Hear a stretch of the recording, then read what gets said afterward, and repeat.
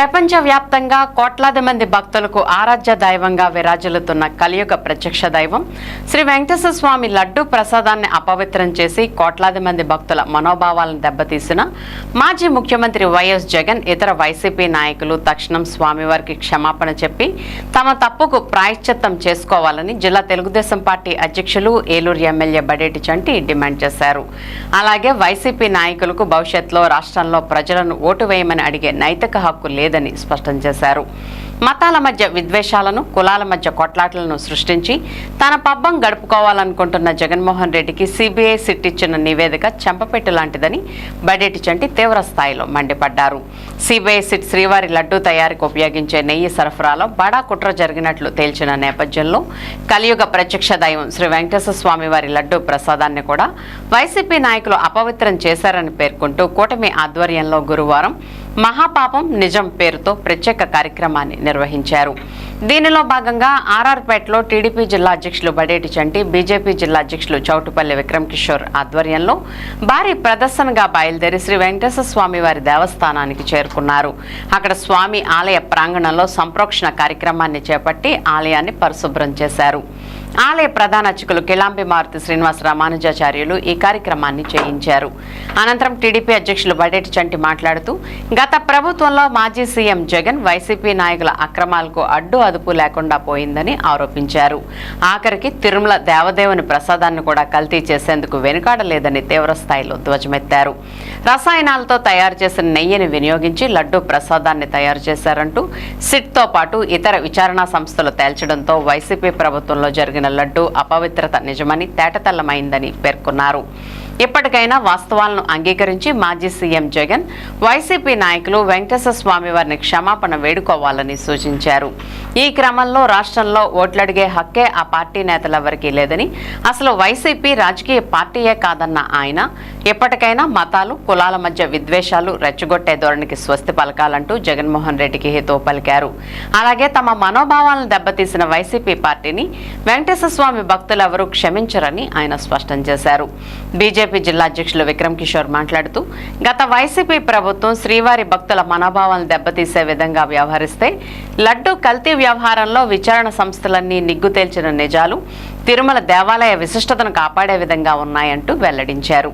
కార్యక్రమంలో రాష్ట్ర మాలల్ finance corporation director Dasari Anjaneyulu, AMC chairman Mamillapalli Parthasarathi, ఇడా chairman Peddaboina Sivaprasad, deputy mayor Karri Srinivas, Sri Venkateswara Swamy వారి దేవస్థానం చైర్మన్ పాలడుగు వెంకట రమాదేవి, ఆలయ ధర్మకర్తలు ఈతకోట శ్రీనివాసరావు, గోకా నెహ్రూబాబు, కందుకూరి వెంకట సీతారామంజనేయ శర్మ, టీడీపీ నాయకులు ఎస్ఎంఆర్ పెదబాబు, ఏలూరు నగర తెలుగుదేశం పార్టీ ప్రధాన కార్యదర్శి Reddy Nagaraju, Telugudesam party division incharge Pillarisetti Sandhya Suresh, cluster incharge RNR Nageswararao, BJP Mahila Morcha అధ్యక్షురాలు ఇలపకుర్తి కుసుమకుమారి మరియు పలువురు క్లస్టర్ ఇన్ఛార్జీలు, డివిజన్ ఇన్ఛార్జీలు, వివిధ హోదాల్లో ఉన్న కూటమి పార్టీల నాయకులు తదితరులు పాల్గొన్నారు. నెయ్యిలో కల్తీ జరిగిందని చెప్పి కూటమి ప్రభుత్వం అధికారంలోకి వచ్చిన తర్వాత ఏదైతే విషయం బయటకు వచ్చిందో దాని మీద సిబిఐ ఆధ్వర్యంలో సిట్ ఏర్పాటు చేయడం జరిగింది. వాళ్ళు అనేక మార్లు మరి మీడియా సమావేశాలు పెట్టి ఎటువంటిది జరగలేదని చెప్పి మరి యాంటిసిపేటరీ బెయిల్కి కానీ అదేవిధంగా కుట్రపూరితంగా మేమందరం ఏదో వాళ్ళ మీద అభియోగాలు మోపుతున్నామని చెప్పి వాళ్ళందరూ కూడా అనేక పర్యాయాల నాయకులందరూ కూడా చెప్పారు. మరి వాళ్ళు తప్పు చేయనప్పుడు నిర్భయంగా మేము తప్పు చేయలేదు, మీరు ఏదైనా ఎంక్వైరీ చేసుకోవచ్చు అని చెప్పచ్చు. ఇది కూడా ఏదైతే సెంట్రల్ గవర్నమెంట్, ఎందుకంటే తిరుమల తిరుపతి దేవస్థానం అనేది ప్రపంచవ్యాప్తంగా మరి ఏదైతే ఆ 7 కొండల వెంకటేశ్వర ఉన్నారో ఆయన కోసం ప్రపంచవ్యాప్తంగా మరి భక్తులందరూ కూడా ఏ విధంగా అయితే విశిష్టత వెంకటేశ్వర స్వామికి ఉందో దాన్ని దృష్టిలో పెట్టుకుని సెంట్రల్ గవర్నమెంట్ కూడా సిబిఐ ద్వారా సిట్ని ఏర్పాటు చేయడం జరిగింది. వాళ్ళు ఆ సిట్లో ఈ రోజున ఛార్జ్ షీట్ ఫైల్ చేయగా దాంట్లో ఏదైతే వాళ్ళు కంపెనీకి ఇచ్చారో బోలే బాబా కానీ ఆ కంపెనీకి అసలు నెయ్యి తయారు చేసే హక్కు కానీ వాళ్ళకి టర్న్ ఓవర్ కానీ వాళ్ళకి కానీ అలా ఎక్స్పీరియన్స్ కానీ ఏమీ లేదు. అందులో ఉత్తినే రసాయనాలతో ఆ నెయ్యిని తయారు చేసి మరి గత ప్రభుత్వ హయాంలో 60 లక్షల టన్నుల నెయ్యిని కానీ ఇతర ప్రసాదాలను కానీ తయారు చేయడం జరిగింది. మరి అవన్నీ కూడా భక్తులకి ఆల్రెడీ అవన్నీ కూడా ఇవ్వడం జరిగిపోయింది. వాళ్ళు ఆ ప్రసాదాన్ని ఆస్వాదించడం కూడా అయిపోయింది. మరి భక్తుల మనోభావాలు ఎంత దెబ్బతిన్నాయనేది ఆ రోజున అవ్వచ్చు, ఈ రోజున అవ్వచ్చు, మరి వాళ్ళందరికీ కూడా తెలిసిన తర్వాత మరి ఈ వైసీపీ ప్రభుత్వంలో నాయకులు చేసిన పనికి మరి క్షమాపణ అనేది ఉండదు.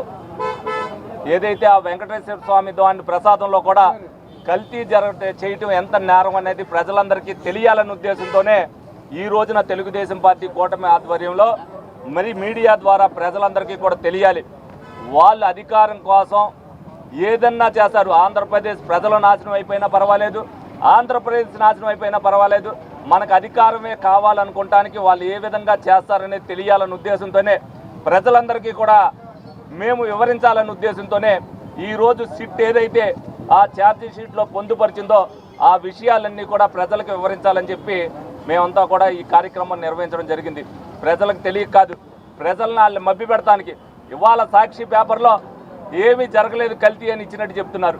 మొత్తం ప్రపంచవ్యాప్తంగా ఇందులో కల్తీ జరిగింది, సిట్ కూడా ఇచ్చిందని చెప్పి అయ్యో అని చెప్పి అందరూ కూడా ఆ వైసీపీ మీద ఏదైతే ఆ ప్రభుత్వం ఉందో, అంటే భక్తుల మనోభావాలు కాదు ప్రసాదాలలో కూడా ఇటువంటి చేస్తదా ప్రభుత్వం అని చెప్పి వాళ్ళంతా నివ్వెరపోతుంటే వీళ్ళు ఏమి చేయనట్టు వాళ్ళు ఏం చెప్తున్నారు అనేది కూడా ప్రజలందరికీ తెలియాలన్న ఉద్దేశంతోనే మేము ఈ సమావేశాన్ని కూడా ఏర్పాటు చేయడం జరిగింది.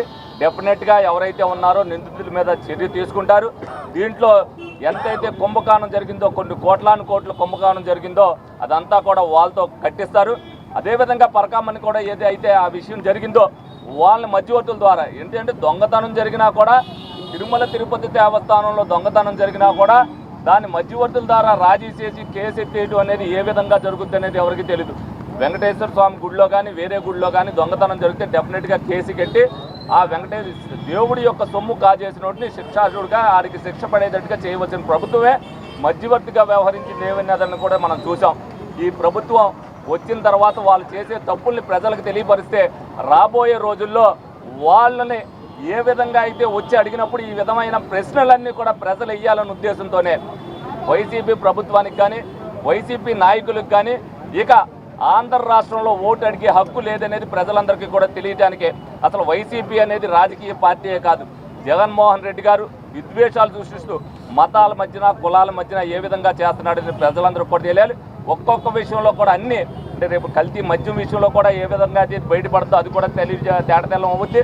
డెఫినెట్గా ఈ లడ్డూ విషయంలో చేసిన దానికి ఇప్పటికైనా వాళ్ళు వెంకటేశ్వర స్వామి గుడికి వెళ్ళి క్షమాపణ అయింది, మేము చేసిన తప్పు అని చెప్పి ఒప్పుకుంటే కనీసం ప్రజలు కొద్దిగా క్షమిస్తారని సందర్భంగా తెలియజేస్తూ గౌరవ ముఖ్యమంత్రిగా చంద్రబాబు నాయుడు గారు, పవన్ కళ్యాణ్ గారు ఏ విధంగా అయితే ఆ రోజున ప్రెస్ మీట్ పెట్టి చెప్పారో అది వాస్తవాన్ని ఈరోజు తెలిసినందుకు వాళ్ళు లెంపలేసుకోవాలి ఎవరైతే జగన్మోహన్ రెడ్డి ఆ నాయకులు అని చెప్పి సందర్భంగా తెలియజేయడం జరుగుతుంది.